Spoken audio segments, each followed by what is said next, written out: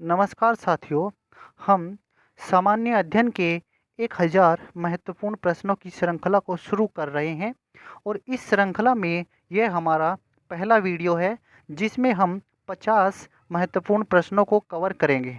पहला प्रश्न है, भगवान बुद्ध को ज्ञान की प्राप्ति कहाँ हुई थी? भगवान बुद्ध को ज्ञान की प्राप्ति बोधगया में हुई थी और बोधगया बिहार में स्थित है। आर्य समाज की स्थापना किसने की थी? आर्य समाज की स्थापना स्वामी दयानंद सरस्वती ने की थी। तीसरा प्रश्न है, पंजाबी भाषा की लिपि कौन सी है? पंजाबी भाषा की लिपि गुरुमुखी है। चौथा प्रश्न है, भारत की मुख्य भूमि का दक्षिणतम किनारा कौन सा है? तो मुख्य भूमि का दक्षिणतम किनारा कन्याकुमारी है। कन्याकुमारी जो हमारा ये दक्षिण भारत है, दक्षिण भारत में जो यहाँ पर हमारा सबसे दक्षिणतम बिंदु है वो कन्याकुमारी है। तो यही पूछा है इसमें कि मुख्य भूमि में भारत का दक्षिणतम बिंदु कौन सा है, तो वो कन्याकुमारी है। इसके बाद पांचवा प्रश्न है, भारत में सबसे पहले सूर्य किस राज्य में निकलता है? तो भारत में सबसे पहले सूर्य अरुणाचल प्रदेश में निकलता है। अरुणाचल प्रदेश में जो हमारा ये नॉर्थ ईस्ट वाला रीजन है, तो ये जो हमारा राज्य है यहाँ पर अरुणाचल प्रदेश, इस राज्य में सूर्य सबसे पहले निकलता है। इसके बाद हमारा छठा प्रश्न है, इंसुलिन का प्रयोग किस बीमारी के उपचार में होता है? तो यह है मधुमेह या शुगर बीमारी के उपचार में किया जाता है इंसुलिन का प्रयोग। जब हमारे शरीर में ग्लूकोज की मात्रा बढ़ जाती है तो हम उस रोग को मधुमेह कहते हैं और यह मधुमेह रोग हमारे शरीर में जब इंसुलिन हार्मोन की कमी हो जाती है तभी यह मधुमेह रोग होता है। तो इंसुलिन हार्मोन है ये, इस हार्मोन का प्रयोग हम मधुमेह या शुगर बीमारी के उपचार में करते हैं। सातवां प्रश्न है, बिहू किस राज्य का प्रसिद्ध त्योहार है? तो बिहू जो है वो असम राज्य का प्रसिद्ध त्योहार है। आठवां प्रश्न है, कौन सा विटामिन आंवले में प्रचुर मात्रा में पाया जाता है? तो विटामिन सी आंवले में प्रचुर मात्रा में पाया जाता है। विटामिन सी की कमी से हमारे जो दांत है उनमें स्कर्वी रोग हो जाता है, मसूड़ों से खून निकलता है और विटामिन सी की अगर कमी है हमारे शरीर में तो हमारे अगर शरीर में कोई घाव लग जाए तो घाव भी बहुत देर से भरते हैं, बहुत जल्दी से घाव नहीं भरते हैं। नौवां प्रश्न है, भारत का प्रथम गवर्नर जनरल कौन था? तो इसका उत्तर है विलियम बेंटिक भारत के प्रथम गवर्नर जनरल थे। 10वां प्रश्न है, कागज का आविष्कार किस देश में हुआ? कागज का आविष्कार चीन में हुआ। चीन भारत का पड़ोसी देश है जिसकी सीमा हम अगर देखें तो जो हमारा जम्मू कश्मीर है, जम्मू ये अब हमारा जो केंद्र शासित प्रदेश है और फिर ये हमारे उत्तराखंड है और फिर यहाँ पर सिक्किम, फिर अरुणाचल प्रदेश। तो यहाँ ये देखें इधर बीच में तो ये हमारा जो है तिब्बत का पठार आ गया है, तो इधर ये चीन है, तो यहाँ पर ये चीन है और इधर जम्मू कश्मीर उत्तराखंड, फिर जम्मू कश्मीर उत्तराखंड के बाद फिर इधर बीच में जो है हिमाचल प्रदेश भी आएगा और इधर से हमारा यहाँ पर अरुणाचल प्रदेश हो गया, तो इधर इससे पहले यहाँ पर सिक्किम हो गया। तो यहाँ जो है चीन की सीमा लगती है, भारत का ये भी एक पड़ोसी देश है। तो अब हम इसके बाद नेक्स्ट क्वेश्चन पर पहुँचते हैं। 11वां प्रश्न है, गौतम बुद्ध का बचपन का नाम क्या था? तो गौतम बुद्ध के बचपन का नाम सिद्धार्थ था।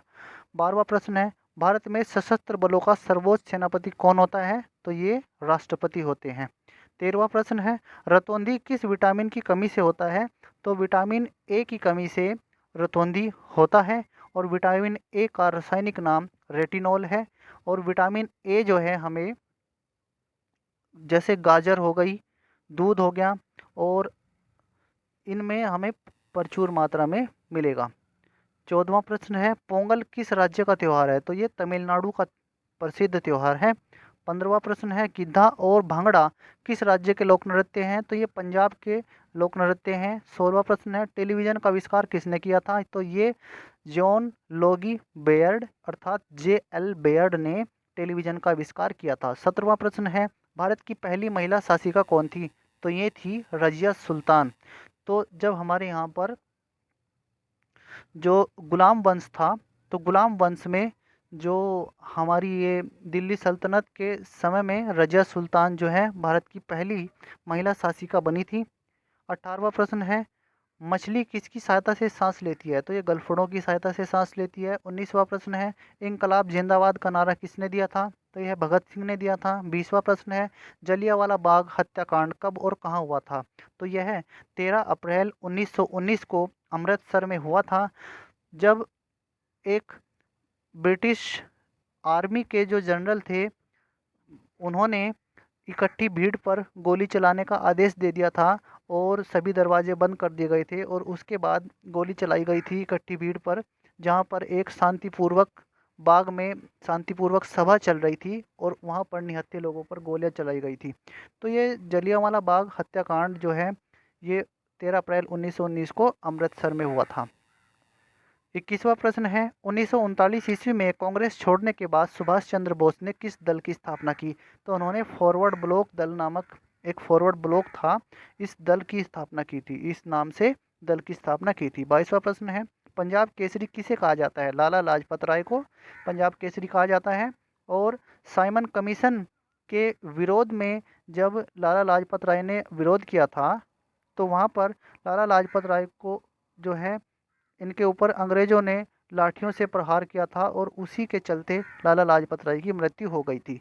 23वां प्रश्न है, सैंडर्स की हत्या किसने की थी? तो सैंडर्स की हत्या भगत सिंह ने की थी। 1857 24वां प्रश्न है, 1857 ईस्वी के विद्रोह में किसने अपना बलिदान सबसे पहले दिया? तो यह है मंगल पांडे ने दिया। 25वां प्रश्न है 25वां प्रश्न है, भारत की पहली महिला राज्यपाल कौन थी? तो यह सरोजनी नायडू थी। 26वां प्रश्न है, माउंट एवरेस्ट पर 2 बार चढ़ने वाली पहली महिला कौन थी? तो यह संतोष यादव थी। 27वां प्रश्न है, ब्रह्म समाज की स्थापना किसके द्वारा की गई थी? राजा राम मोहन राय के द्वारा ब्रह्म समाज की स्थापना की गई थी। 1875 में राजा राम मोहन राय ने ब्रह्म समाज की स्थापना की थी। 28वां प्रश्न है, स्वामी दयानंद सरस्वती का मूल नाम क्या है? तो स्वामी दयानंद सरस्वती का मूल नाम मूलशंकर तिवारी था। 29वां प्रश्न है, वेदों की ओर लौटो यह नारा किसने दिया? यह नारा स्वामी दयानंद सरस्वती ने ही दिया था। 30वां प्रश्न है, रामकृष्ण मिशन की स्थापना किसने की? रामकृष्ण मिशन की स्थापना स्वामी विवेकानंद ने की थी। रामकृष्ण परमहंस के शिष्य स्वामी विवेकानंद ने रामकृष्ण मिशन की स्थापना की थी। 31वां प्रश्न है, वास्को डी गामा भारत कब आया? तो वास्को डी गामा भारत 1498 में आए थे और ये जो है, जो हमारा दक्षिण भारत है, दक्षिण भारत का जो केरल राज्य है, केरल राज्य के कालीकट नामक बंदरगाह पर आए थे। तो इसके बाद में 32वां प्रश्न है, वास्को डी गामा कहाँ का रहने वाला था? तो वास्को डी गामा पुर्तगाल का रहने वाला था। 33वां प्रश्न है, हवा महल कहाँ स्थित है? तो यह राजस्थान के जयपुर में स्थित है। 34वां प्रश्न है, सिख धर्म का संस्थापक किस सिख गुरु को माना जाता है? तो गुरु नानक को सिख धर्म का संस्थापक माना जाता है। 35वां प्रश्न है, सिखों का प्रमुख त्यौहार कौन सा है? सिखों का प्रमुख त्यौहार बैसाखी है। 36वां प्रश्न है, लौह पुरुष किस महापुरुष को कहा जाता है? सरदार वल्लभ भाई पटेल को लौह पुरुष कहा जाता है। 37वां प्रश्न है, नेताजी किस महापुरुष को कहा जाता है? तो सुभाष चंद्र बोस को नेताजी के नाम से जाना जाता है। 38वां प्रश्न है, दिल्ली स्थित लाल बहादुर शास्त्री की समाधि का क्या नाम है? तो दिल्ली स्थित लाल बहादुर शास्त्री की समाधि का नाम विजय घाट है।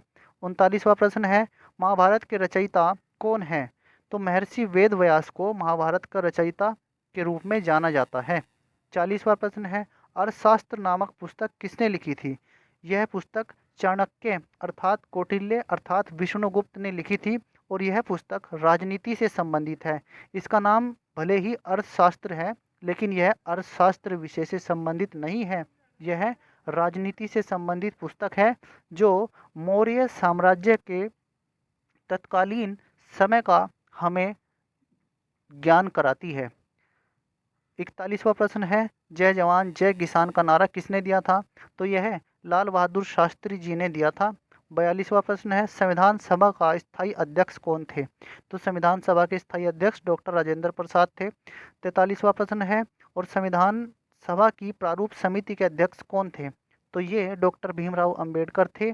44वां प्रश्न है, विश्व रेड क्रॉस दिवस किस तारीख को मनाया जाता है? तो विश्व रेड क्रॉस दिवस 8 मई को मनाया जाता है। 45वां प्रश्न है, सूर्योदय का देश के नाम से कौन सा देश प्रसिद्ध है? तो सबसे पहले जो सूर्योदय होता है वो जापान में ही होता है, तो इसलिए ये जापान को सूर्योदय का देश के नाम से जाना जाता है। 46वां प्रश्न है, अंतर्राष्ट्रीय महिला दिवस की किस तिथि को मनाया जाता है? तो अंतर्राष्ट्रीय महिला दिवस 8 मार्च को मनाया जाता है। 47वां प्रश्न, क्षेत्रफल की दृष्टि से भारत में सबसे छोटा राज्य कौन सा है? तो यह गोवा है।